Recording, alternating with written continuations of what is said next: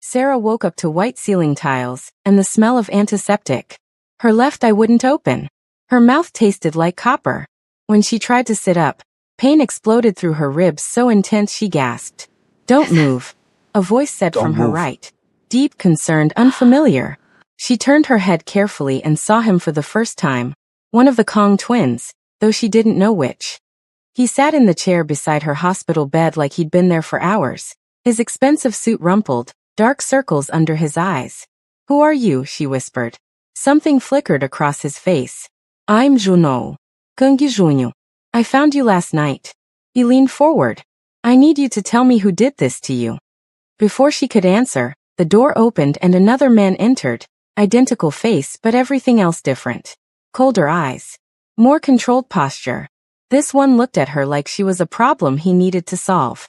The surveillance footage identified them, the second twin said. Romano soldiers. Victor Chun and Tony Martinez. Lee has them in the basement. He finally looked directly at her. "I'm Minyu. I own the building where you work. Apparently, I should have been paying more attention." Hello besties, welcome to Afro-Korean Stories. Please like, share and subscribe. Also turn on the notification button so you won't miss out on more intense stories like this. 3 days earlier, Sarah Hayes had been invisible. That was the point. That was how you survived working for men like the Kong twins. You showed up early, did your job perfectly, and disappeared before anyone remembered you existed. For 9 months, she cleaned the penthouse in Manhattan's Upper East Side, moving through rooms that cost more than she'd earn in 10 lifetimes. She polished surfaces that gleamed under lights probably worth more than her yearly salary. She organized books she'd never have time to read, watered orchids she couldn't afford to buy, and folded newspapers for men who barely glanced her way. The Kong twins owned half of Manhattan's underworld. Everyone knew it. The police knew it. The other crime families knew it. Sarah knew it from whispered conversations between other staff members, from the men in expensive suits who visited at odd hours, from the way people's voices changed when they said the name Kong. But in 9 months, she'd only caught glimpses of Miho. Perfect dark hair, expensive suits, eyes like black coffee that never quite landed on her face. He held meetings in his office with men who spoke in low voices about territories and shipments and problems that needed handling. Sarah cleaned up after them, emptied ashtrays, collected glasses still wet with imported whiskey. She didn't ask questions. Asking questions was how invisible people became visible in the worst possible way. She'd never seen Juno. He'd been in Tokyo for 2 years, handling business her brother James said was better left unquestioned. James worked as a chef in the Kong household kitchen, and he'd warned her 1,000 times. Keep your head down, do your work, never get noticed. Sarah had followed that advice religiously, until Thursday night, when 2 men made her visible in the most brutal way possible. The rain had been hammering Manhattan like bullets when she left the penthouse at 10:30. Her sneakers were soaked through before she made it half a block, water squishing between her toes with each step. 3 more blocks to the subway entrance. 3 blocks and she'd be safe, heading home to the tiny apartment she shared with James in Queens. Behind her, footsteps echoed off wet pavement. She told herself it was nothing. New York was a big city. Lots of people walked these streets at night. But when she glanced over her shoulder, 2 figures emerged from the fog of rain, moving with the kind of purpose that made her stomach drop. She quickened her pace. 2 blocks now. The footsteps got closer. "Hey," a voice cut through the rain. English but with a New York accent. "You. Stop." Every instinct screamed at her to run, but her legs felt like concrete. She turned slowly, heart hammering, and found 2 men blocking her path.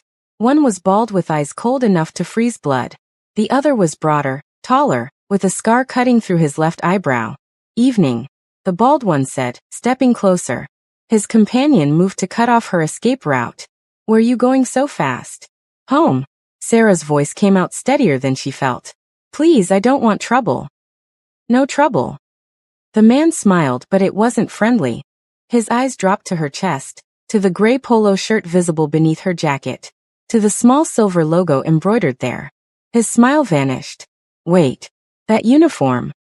He grabbed her collar, yanking her forward so hard she gasped.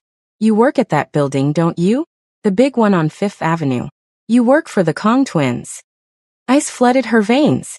I'm just a cleaner. I don't know anything about. Don't lie. He pulled her closer. I've seen that logo before. You work for them. I just clean houses, Sarah said desperately. I don't know anything. I'm nobody. Nobody. The man laughed, ugly and cold. He looked at his companion. She works for the Kangs. You know what that means. The taller man's expression changed. Something dark crossed his features, and Sarah knew with absolute certainty that she was in serious trouble. Please, she whispered. Please just let me go. We have a message for your bosses, the bald man said, pulling her into the alley. About who really owns these streets. About what happens when people forget their place. The first punch came from nowhere. Pain exploded across her cheekbone, white-hot and blinding. She staggered backward, but hands grabbed her arms before she could fall.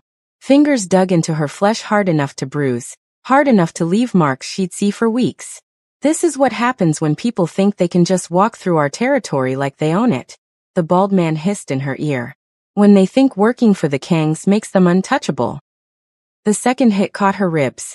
Then another. And another. She tried to scream, but a palm clamped over her mouth. She tasted copper and rain and terror. Tell your bosses, the man said, punctuating each word with violence.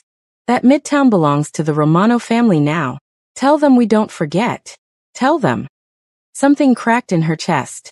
The pain was so intense everything went white, then gray, then black. She didn't feel them drop her. Didn't hear them rifle through her bag, taking her phone, her wallet, everything. Didn't register the rain washing her blood into the gutter, as they disappeared into the New York night. When consciousness returned, she was lying on wet pavement, every breath like knives in her side. Her left eye wouldn't open. Her mouth tasted like blood. Through her one working eye, she could see the subway station ahead, its lights wavering through rain and tears. Get up. Move. Get home. Somehow she did. Juno found her 20 minutes later. He'd been walking back from a late meeting in Brooklyn, had decided to walk the last few blocks despite the rain because 2 years in Tokyo had made him forget what New York storms felt like. He was 3 blocks from home when he saw her. At first, he thought it was just a pile of discarded clothes in the alley entrance. Then he saw the hand, palm up in the rain. Saw the gray uniform with the silver logo. Their logo. He was running before he decided to. Dropping to his knees beside her in the filthy water. Her face was destroyed. Left eye swollen completely shut, purple and black spreading across the socket. Her lip was split open, blood mixing with rain. When he carefully pulled back her jacket, he saw the bruises blooming across her arms. Perfect finger-shaped marks where someone had grabbed her. Hey, he said, touching her shoulder gently. Hey, can you hear me? She groaned, tried to curl into herself, and whimpered when the movement pulled at damaged ribs. Juno pulled out his phone with shaking hands. He dialed his brother's number, rain streaming down his face. What? Miho's voice was clipped, irritated at the late interruption. Hyung, Juno said, his voice deadly calm in the way that meant he was absolutely furious. You need to come downstairs. Now. Someone just declared war on us, and they used our housekeeper to deliver the message. Silence on the other end. Then. What are you talking about? There's a woman bleeding in the street 3 blocks from home. She's wearing our uniform. Someone beat her unconscious and left her here like garbage. Juno looked at her ruined face. Get down here. Now. He hung up before Miho could respond. I've got you, he said softly to Sarah, carefully lifting her into his arms. She cried out when the movement jarred her ribs, and something murderous settled in Juno's chest. I've got you. You're safe now. I promise you're safe. He carried her back to the building through the private entrance, up the service elevator. By the time he reached the penthouse, Miho was waiting with their security chief, Lee Jae-hyun. Lee took one look at Sarah's face and went completely still. Jesus Christ. Get Dr. Park, Miho said, his voice flat. Now. Juno carried Sarah to the guest room, laid her on the bed with a gentleness that surprised even him. She was semi-conscious now, trying to speak through her split lip. Don't talk, Juno said, pulling a chair close. The doctor's coming. You're going to be okay. They knew, she whispered. Saw the uniform. Said to tell the bosses. She gasped when pain cut through her words. Romano family. They said Midtown belongs to them now. Juno's hands curled into fists. He looked up at Miho, who stood in the doorway watching with an expression Juno couldn't read. You didn't even know her name, did you? Juno said quietly. What? 9 months she's worked here. 9 months she's been cleaning your office, organizing your books, and keeping your life running smoothly. Juno stood, crossing to his twin. And you didn't know her name? Miho's jaw tightened. I know the names that matter. Her name is Sarah Hayes, Juno said, voice dropping to something dangerous. She's 28 years old. She has a brother named James who works in your kitchen. She sends half her salary home to pay off medical debt from her father's cancer treatment. She works 60-hour weeks and never complains, never asks for anything. He paused. I learned all that in the week I've been back. How long did it take you to learn it? Juno. Someone fractured her ribs tonight, Hyung. Split her lip. Closed her eye with swelling. They did it because she wore our uniform, because she worked in our building, because she existed in our territory. Juno's voice was ice and fire. And you didn't even know her face. Dr. Park arrived before Miho could respond. The doctor was in his 60s, silver-haired with hands that had treated countless injuries for the Kong family over the years. He examined Sarah with clinical efficiency, checking her pupil responses, palpating the swelling. No sign of skull fracture, he said, making notes. Significant soft tissue damage. Vision. Blurry, Sarah whispered. Left eye. It'll improve as the swelling goes down. He moved to her torso. I need to check your ribs. This will hurt. She nodded, biting her lip as he pressed carefully along her rib cage. When he reached the 6th rib on her left side, she couldn't contain the sharp cry. Fractured, Dr. Park said. We need x-rays to confirm, but I'm certain. The good news is it doesn't feel displaced, which means it should heal without surgery. He looked at Juno. 6 weeks minimum. No heavy lifting, no strenuous activity. She needs rest and pain management. She'll have both, Juno said firmly. Dr. Park pulled out a portable x-ray machine from his bag. For the next 10 minutes, Sarah held uncomfortable positions while trying not to cry from the pain. Juno stood beside her the entire time, his hand carefully holding hers. Miho watched from the doorway, something unreadable in his expression. The x-rays confirmed it. Clean fracture of the 6th rib, not displaced. Dr. Park wrapped her torso in a compression bandage that made breathing easier, then typed prescriptions into his tablet. Pain management and anti-inflammatories, he said, handing Juno a bag with medications already prepared. Take them with food. If the pain worsens or she develops difficulty breathing, call me immediately. After the doctor left, Juno sat beside Sarah's bed while she drifted in and out of consciousness, the pain medication making her drowsy. Who are you? She asked at one point, her good eye struggling to focus on his face. Juno. Gungi Juno. He adjusted the blanket over her. I'm sorry this happened to you. I'm sorry we didn't protect you better. You didn't know me, she whispered. That's not an excuse.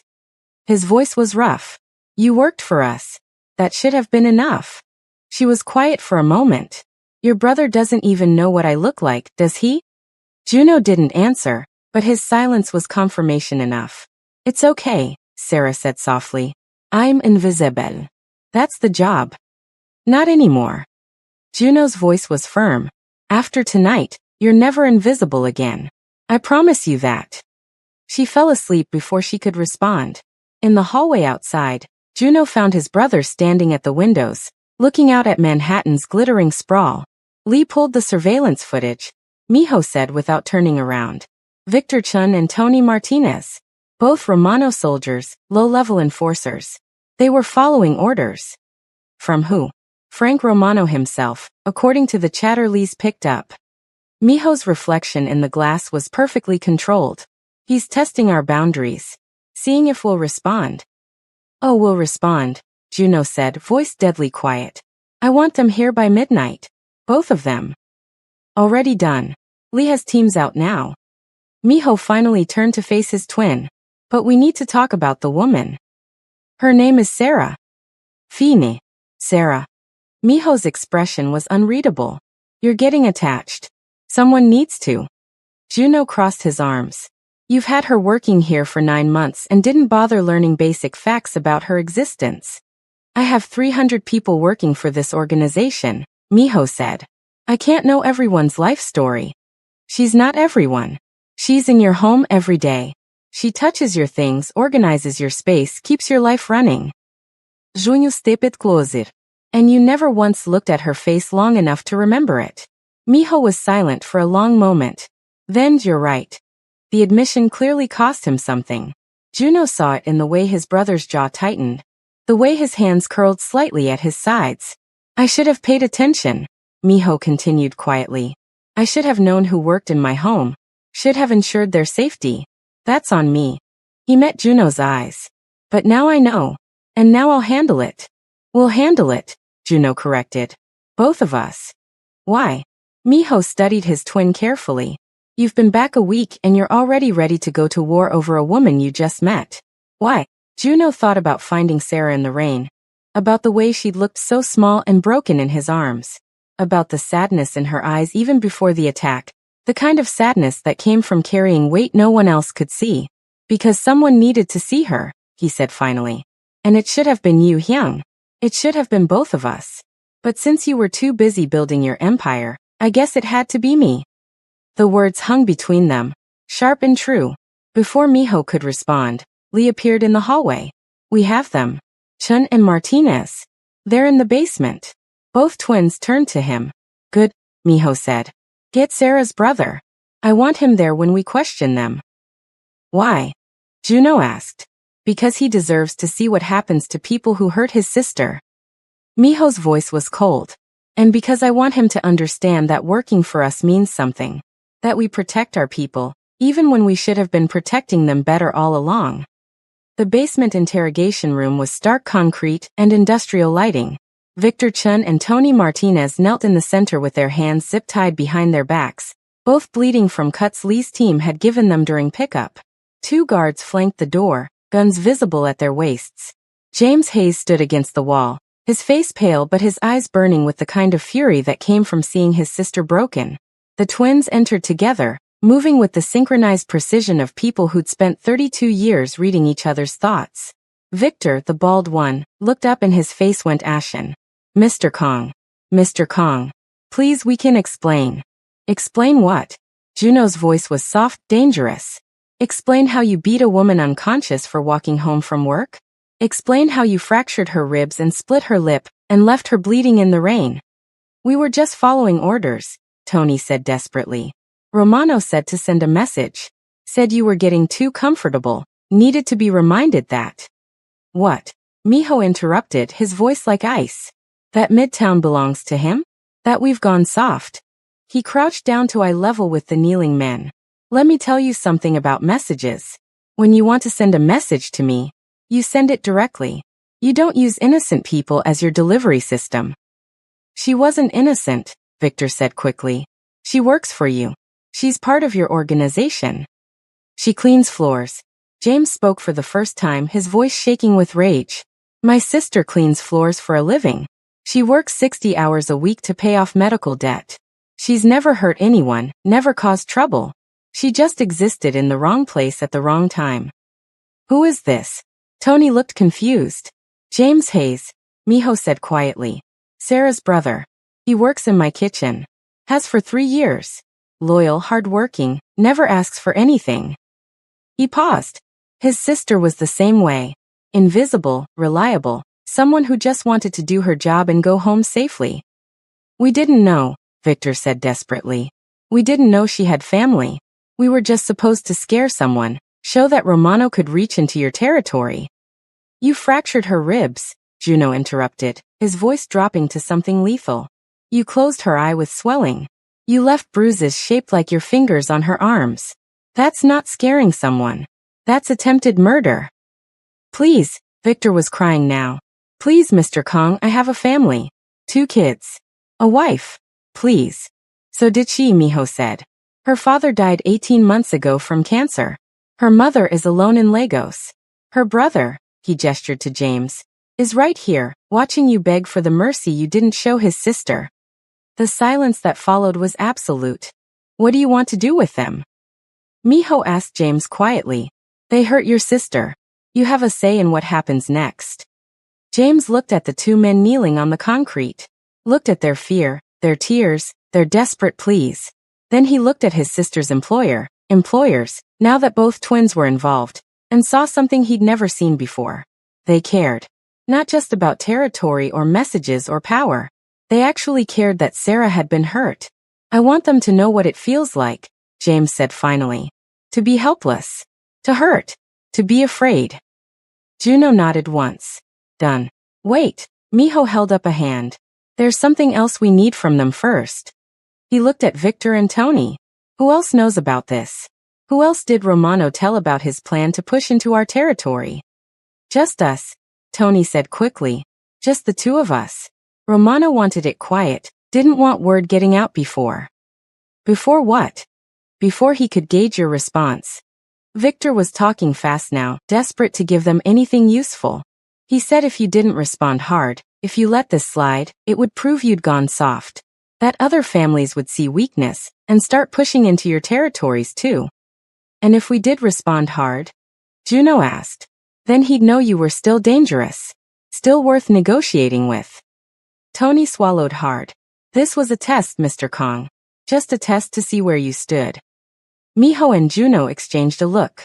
An entire conversation happened in that glance, the kind only twins could have. Lee, Miho said without breaking eye contact with his brother. Take them. Make it hurt, but keep them alive. I want Romano to get his response, but I don't want bodies creating problems with the police. Understood. Lee gestured to the guards. Wait, Juno said suddenly.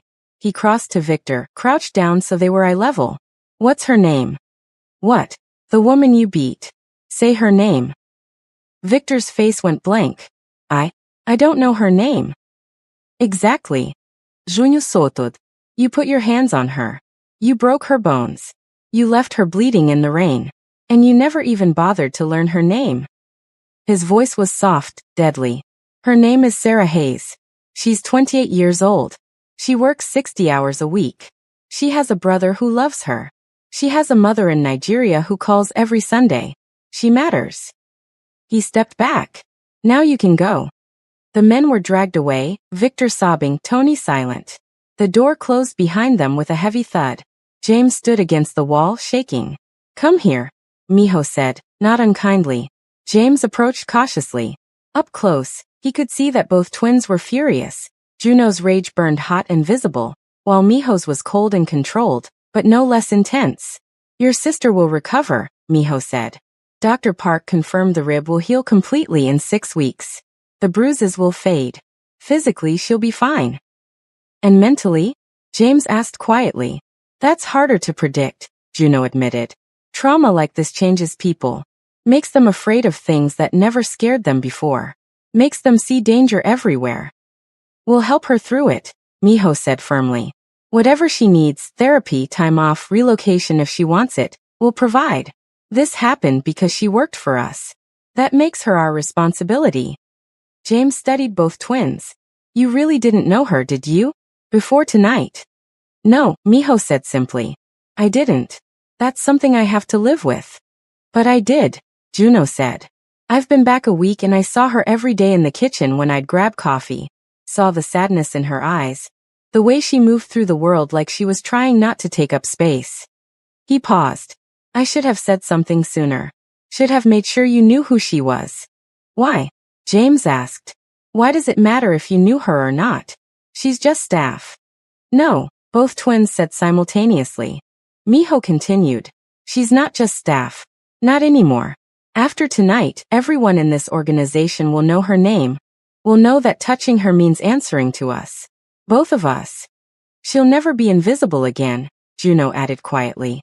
James looked between them, something understanding dawning in his expression. You're both interested in her.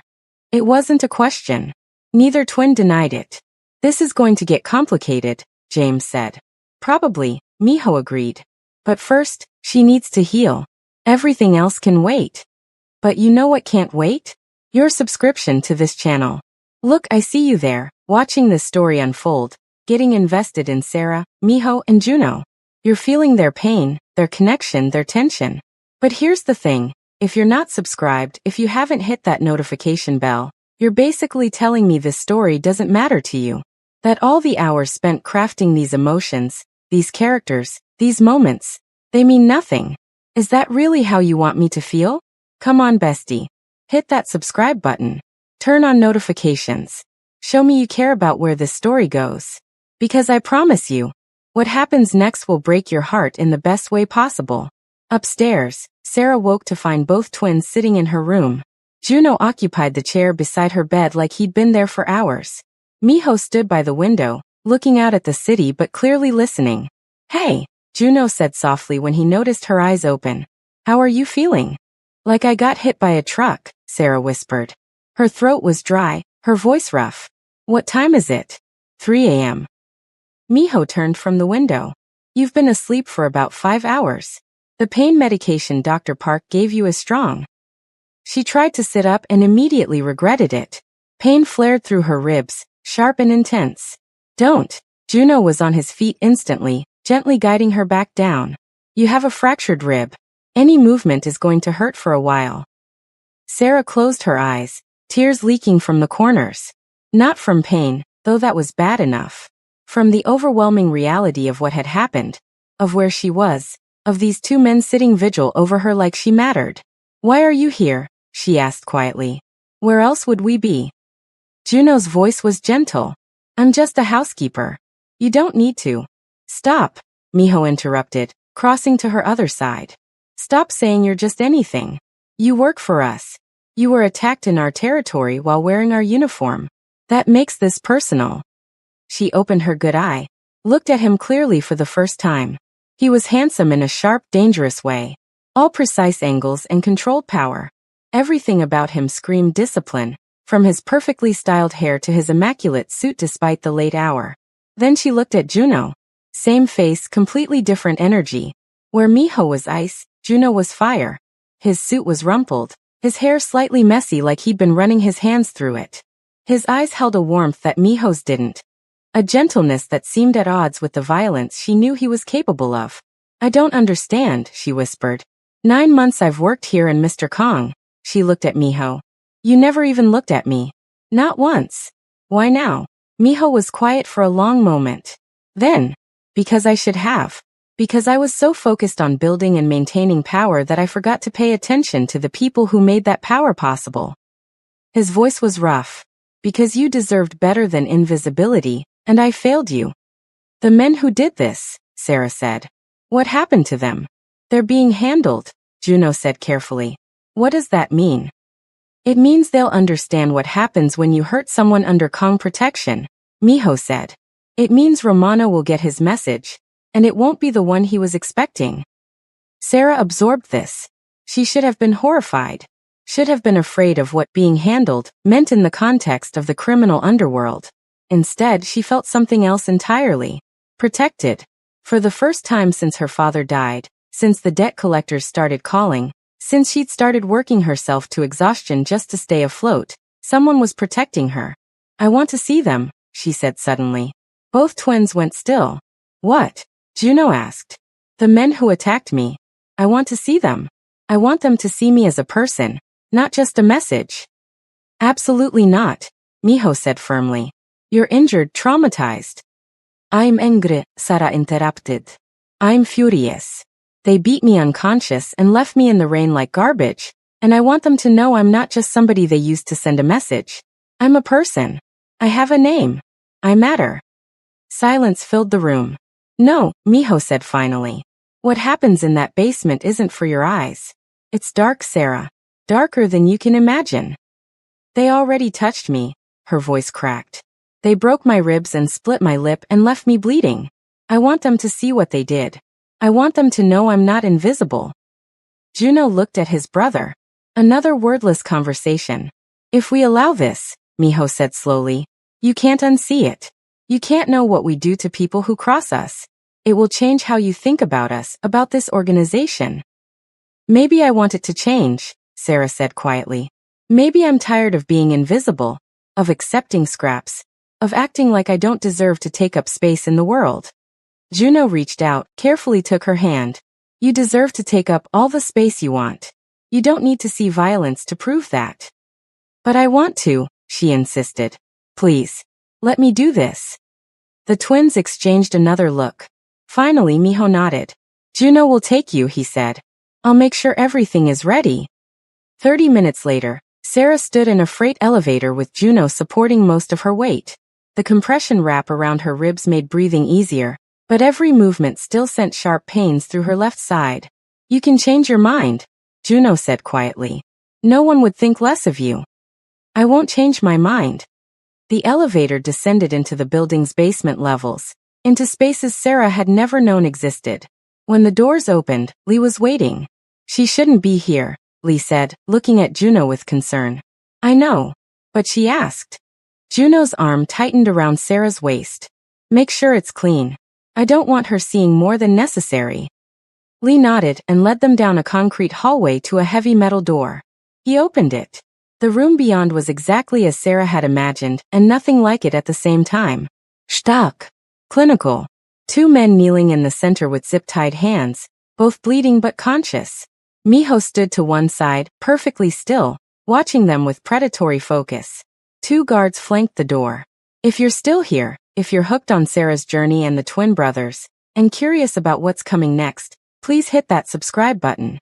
I'm putting my all into this story, and your support really matters. Leave a comment with your predictions, turn on notifications, and stay tuned. You won't want to miss what's about to unfold. And if you don't subscribe, you'll miss the most intense part of the story. Don't be that person.